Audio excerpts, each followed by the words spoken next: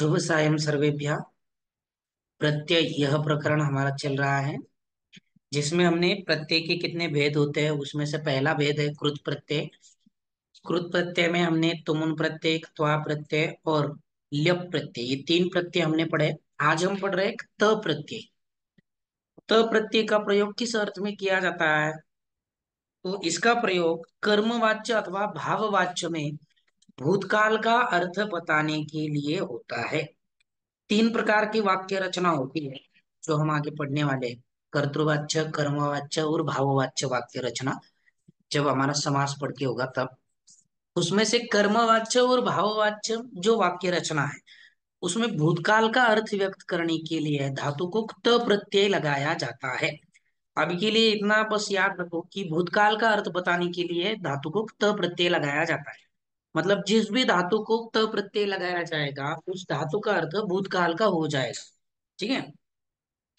अतः कर्मवाच्य में कर्म के लिंग और वचन के अनुसार इसका प्रयोग किया जाता है। अब ये जो रूप है वो पुल्लिंग, स्त्रीलिंग और नपुंसक लिंग में अलग अलग चलते हैं और कर्मवाच्य के लिंग के अनुसार इसका प्रयोग होता है। इस प्रत्यय में त शेष रहता है। त प्रत्यय में शेष क्या रहता है? त शेष रहता है। मतलब क जो है वो इतना इत संज्ञक है, उसका लोप होता है, सिर्फ त ही शेष रहता है। मतलब किसी भी धातु को त प्रत्यय लगता है मतलब क्या लगता है? त लगता है त। उनके रूप तीनों लिंगों में क्रमशः राम, लता तथा फल के अनुसार होते हैं। पुल्लिंग, स्त्रीलिंग और नपुंसक लिंग में रूप कैसे होते हैं? तो पुल्लिंग में राम के जैसे, स्त्रीलिंग में लता के जैसे और नपुंसक लिंग में फल के जैसे। तात्पर्य क्या है कि पहले जो हमने प्रत्यय देखे हैं, तुमुन प्रत्यय, त्वा प्रत्यय और ल्यप प्रत्यय, वो क्या थे? किसी भी धातु को लगने के बाद जो भी रूप बनता था वो अव्यय पद बनता था। मतलब पुल्लिंग, स्त्रीलिंग, नपुंसक लिंग में उसके रूप नहीं चलते थे। लेकिन त जो प्रत्यय है वो अव्यय नहीं बनता है बल्कि उसके तीनों लिंगों में रूप बनते हैं। जैसे रामः, रामो, रामाः, वैसे इसके भी रूप बनेंगे। उदाहरण के लिए पहला धातु हम लेते हैं गम, धनक, त। यहाँ पर म का लोप हुआ, पहले हमने वो रूल देखा था, त प्रत्यय लगने से पहले म का लोप हो जाएगा, तुम उनके समय में देखा था। तो यहाँ पर गत रूप बना है। पद मतलब मूल, पद मूल, रूप जो है वो गत बना है। तो पुल्लिंग में उसका जो गतः रूप हुआ है ये प्रथमा विभक्ति एक वचन है। तो रामः, रामो, रामाः ऐसे जो होता है तो उसी तरह से इसका गतः, गतौ, गताः हो जाए। स्त्रीलिंग में गता, लता के जैसे लता, लते, लताः, गता, गते, गताः। नपुंसक लिंग में गतम, गते, गतानि, इस तरह से पुस्तकम, पुस्तके, पुस्तकानि ऐसे रूप बनेंगे। और अर्थ क्या है इसका? गया हुआ।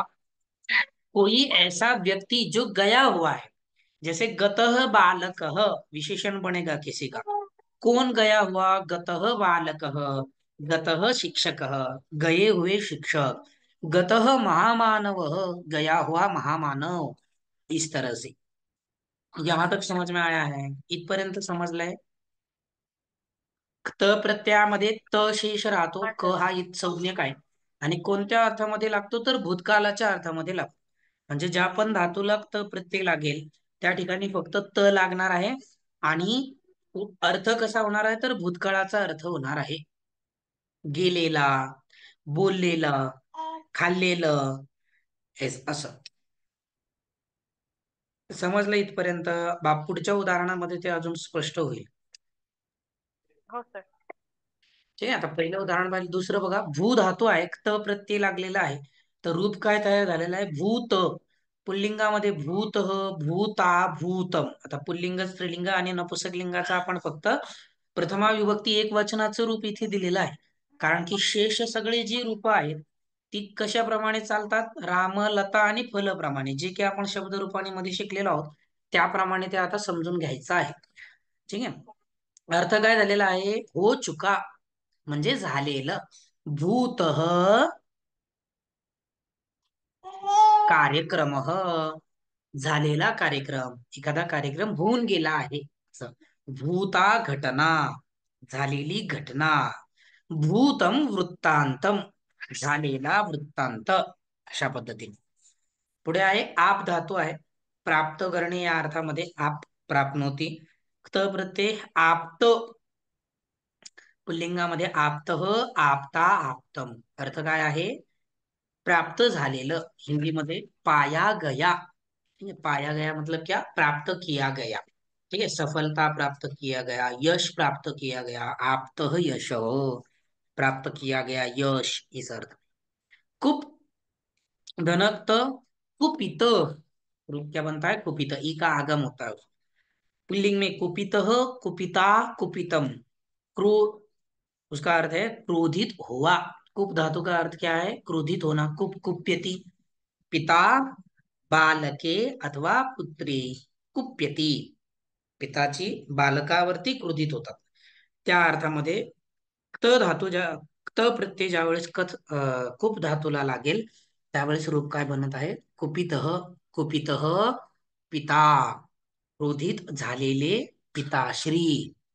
कुपित शिक्षक, क्रोधित झालेले कोण? शिक्षक. असं हे सगळे जे बनणार आहे ते विशेषण बनणार आहे. जसं कुपित, क्रोधित झालेला. कोण क्रोधित झालेला? तर पुल्लिंगामध्ये आपल्याला एखादं नाव सांगावं लागेल. म्हणजेच कुपित हे त्याचं काय झालेलं आहे? विशेषण झालेलं आहे. जसं कुपित शिक्षक, या ठिकाणी विशेषण झालेलं आहे कुपित, आणि विशेष काय आहे? तर शिक्षक. कुपित शिक्षक. समजलंय? म्हणजेच त प्रत्यय लागल्यानंतर जे रूप बनत आहे ते एकतर तीनही लिंगामध्ये चालतं आणि विशेषण म्हणतात. तीनही लिंगामध्ये चालतं आणि विशेषण होतं. ठीक आहे, कोणत्या तरी शब्दाचं, कोणत्या तरी पदाचं काय होतं? विशेषण होतं. पुढे आहे कथ धनक्त कथित, कथित, कथिता, कथितम. कहा गया? सांगितलेलं. कथित विचार, सांगितलेला विचार. कथिता कथा, सांगितलेली कथा. कथितम, कथितम वृत्तांतम, सांगितलेला वृत्तांत. क्रीड धनक्त क्रीडित, क्रीडित बालक, खेल चुका. ठीक आहे, अर्थ काय होईल? खेल चुका म्हणजेच खेळलेला. क्रीडित बालक, एखादा मुलगा दमलेला आहे आणि कोणी विचारलं, सह कथम श्रांत भवती, तो कशामुळे शांत झालेला आहे, थकलेला आहे? श्रांत म्हणजे थकणं. तर ही सह बालक क्रीडित असती, तो बालक कसा आहे? खेळलेला आहे, म्हणजे खेळून आलेला आहे, म्हणून तो तत्कारणेन सह श्रांत भवती. क्रीडित, क्रीडिता, क्रीडितम, खेल चुका. ठीक है, क्रुधनक्त कृत, कृत, कृता, कृतम, पुल्लिंग स्त्रीलिंग नपुंसकलिंग. कृत, कृता, कृतम.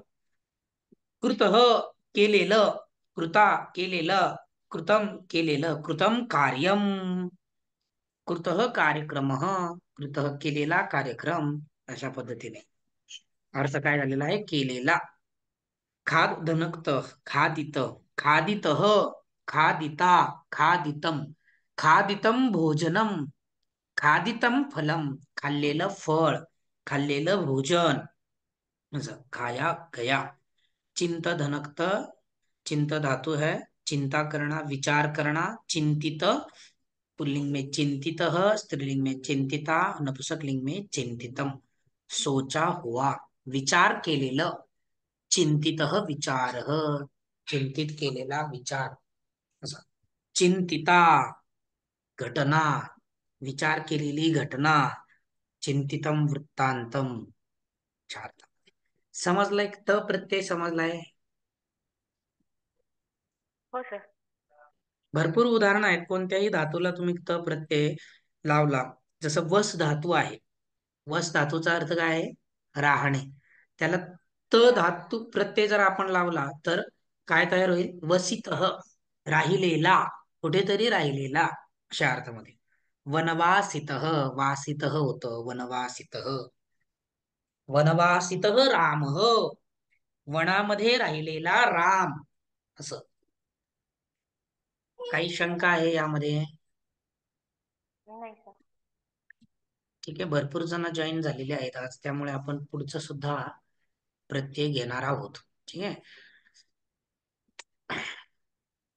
पाचवा प्रत्यय आहे तवतु.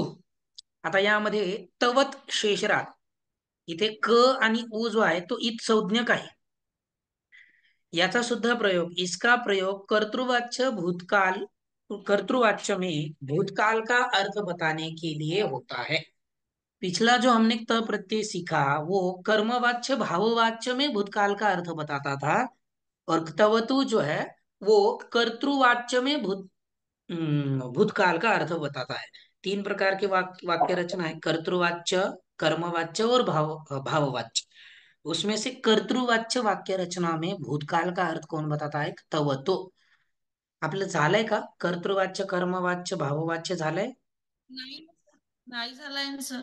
हा ठीक आहे, मी प्रत्ययानंतर विचारणार आपण ते होते. प्रकरण घेऊयात आणि नंतर समास सर थोडं प्रकरण. शॉर्ट मध्ये सांगता का ते काय आहे तर? कर्तृवाच्य वाक्य रचना एकच मिनिटामध्ये तुम्हाला समजेल अशाच भाषेमध्ये तीन वाक्यामध्येच सांगतो. म्हणजे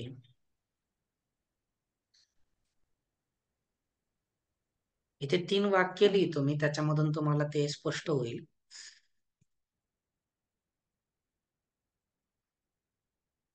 बालकः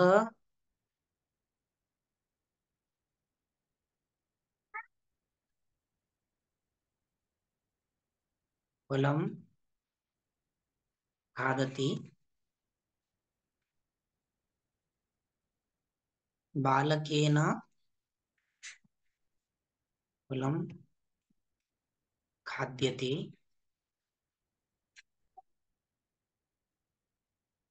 खगः उड्डीयते. उड्डीयते यायला लागते, ते उड्डीयते पाहिजे.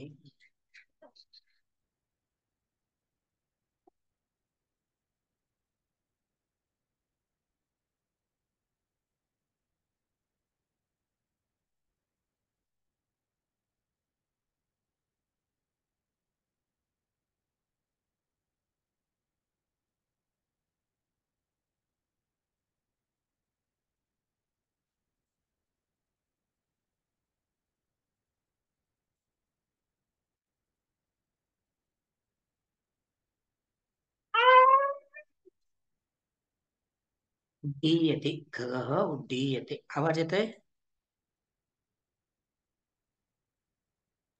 हो सर. ठीक आहे, तीन वाक्य मी इथे लिहिलेले आहेत. तीन प्रकारच्या वाक्य रचनेचे वाक्य आहेत. पहिलं वाक्य जे आहे ते कर्तृवाच्य वाक्य रचना आहे. कर्तृ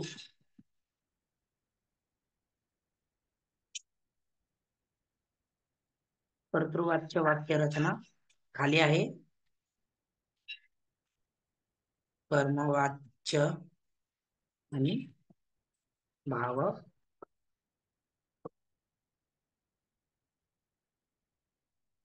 भाववाच्य. कर्तृवाच्य वाक्य रचना कशाला म्हणतात? कर्तृ म्हणजे कर्ता. कर्तृ शब्दाचाच, कर्तृपासूनच कर्ता शब्द तयार होतो. जसं भर्तृपासून भरता होतं, त्याप्रमाणे पितृपासून पिता होतं, तसं कर्तृपासून कर्ता शब्द तयार होतो. कर्ता म्हणजे, कर्तृ म्हणजे कर्ता.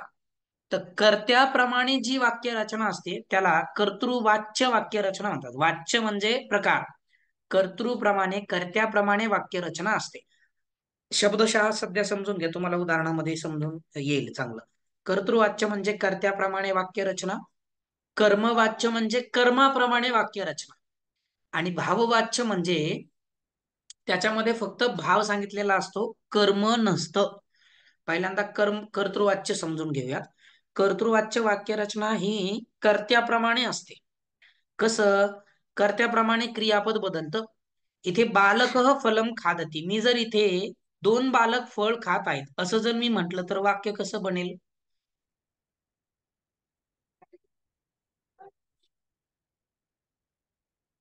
खादितः.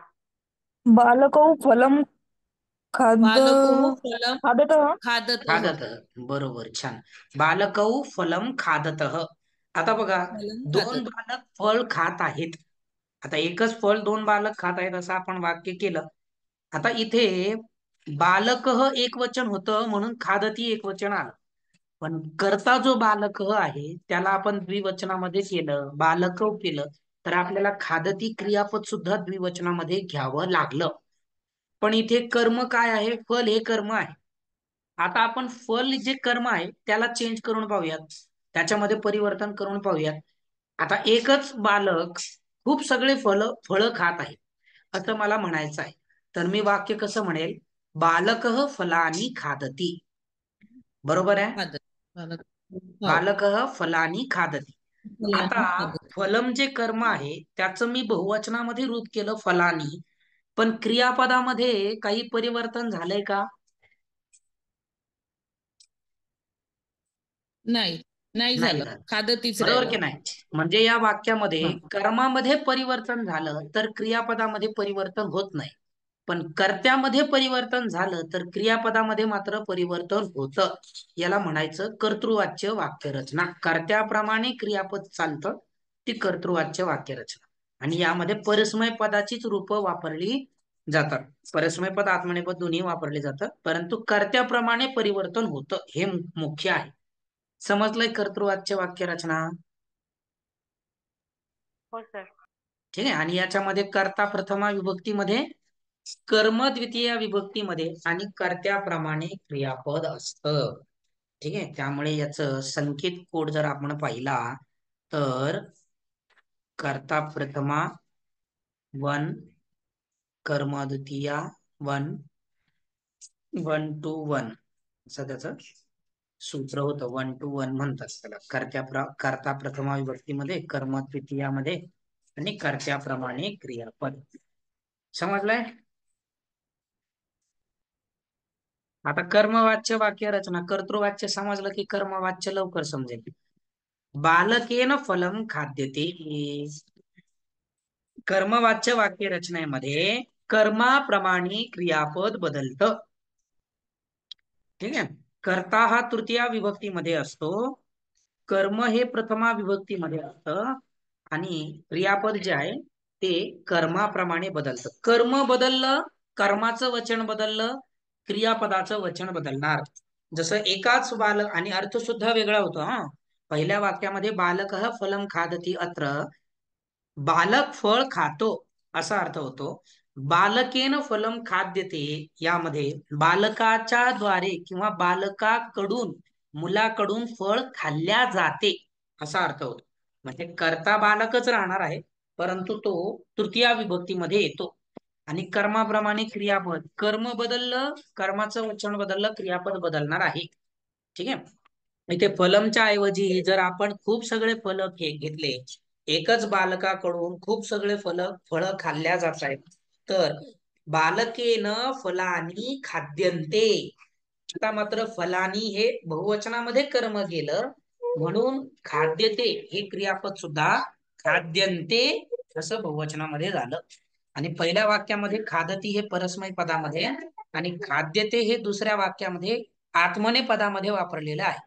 तर याचा नियम असा आहे की कर्तृवाच्य वाक्य रचनेमध्ये आपण परस्मय पद आणि आत्मनेपद दोन्हीही रूप वापरू शकतो, परंतु कर्मवाच्य वाक्य रचनेमध्ये आणि भाववाच्य वाक्य रचनेमध्ये फक्त आणि फक्त आत्मने पदाचीच रूप वापरली जातात. आत्मने पदाची रूप म्हणजे कोणत्या धातूप्रमाणे रूप, तर धातू रूपाणीमध्ये आपण एक लभ धातू आणि सेव धातू पाहिले होते. ठीक आहे. लभते, लभेते, लभन्ते, लभसे, लभेते, लभध्वे, लभे, लभावहे, लभामहे अशी आत्मने पदाची रूप होतात. तर त्या ही रूप जी आहे ती कर्मवाच्य आणि भाववाच्य मध्ये वापरली जातात. समजली कर्मवाच्य वाक्य रचना? हो सर. आणि भाववाच्य वाक्य रचना म्हणजे ज्यामध्ये फक्त भाव असतो. ठीक आहे. त्यामध्ये कर्म नसतं. ठीक आहे. या वाक्यरचनेमध्ये कर्म नसतं. जसं पहिल्या वाक्यरचनेमध्ये बघा, खादती ही क्रिया आहे आणि ही क्रिया कशावरती होत आहे, तर फळावरती होत आहे. म्हणून त्या वाक्यामध्ये फळ हे काय आहे, कर्म आहे. परंतु शेवटी जे वाक्य लिहिलंय, खगः उड्डीयते म्हणजे पक्षी उडतो. आता उडण्याची क्रिया कशावरती होत आहे? पक्षी स्वतःच उडत आहे. बरोबर की नाही? त्या ठिकाणी कर्म नाहीये. तर ज्या वाक्यरचनेमध्ये कर्म नसतं आणि क्रियापद हे फक्त आत्मने पद प्रथम पुरुष एक वचनामध्येच होतं, त्या वाक्यरचनेला भाववाच्य वाक्यरचना म्हणतात.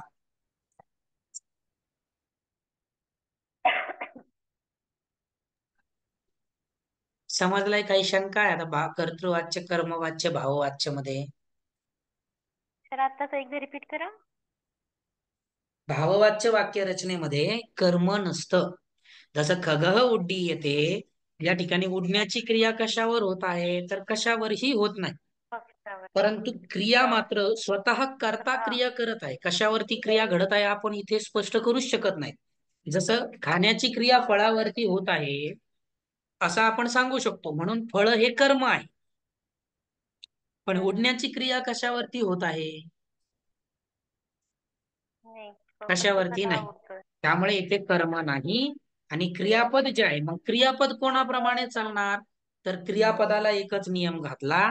क्रियापद जे आहे ते आत्मनेपदामध्ये प्रथम पुरुष एकवचनामध्येच असेल. हम्म. समजलाय? हो सर. ठीक आहे, थांबूया तिथे आपण आता.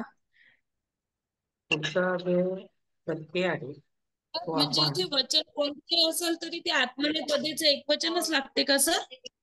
कुठे भाववाच्यामध्ये ना? भाववाचक मध्ये? हो हो हो, हो हो हो. म्हणजे एकवचनच लागते का क्रियेला? एकवचन एकवचन. एकवचनाचाच प्रत्यय लागतो. हा, आत्मनेपद एकवचन.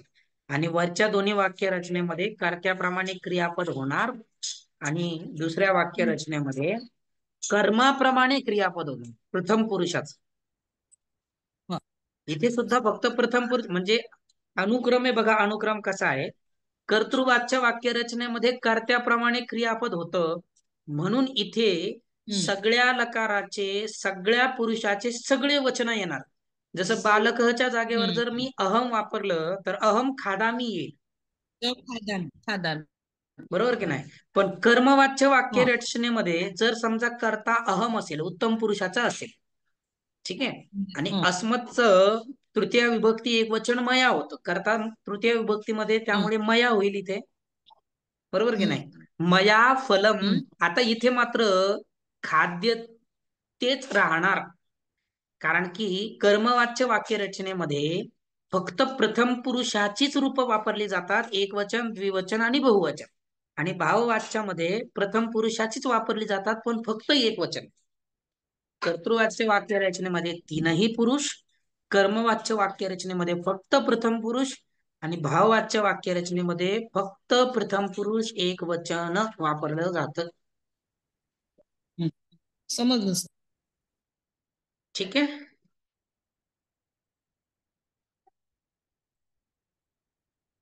त्यामुळे आज जे आपण प्रत्यय शिकलात, तर हा जो आहे तो कर्मवाच्य आणि भाववाच्य वाक्य रचनेमध्ये भूतकाळाचा अर्थ सांगण्यासाठी वापरला जातो. आणि तवतू जो आहे तो मात्र कर्तृवाच्य वाक्य रचना या वाक्य रचनेमध्ये वापरला जातो. समजलंय?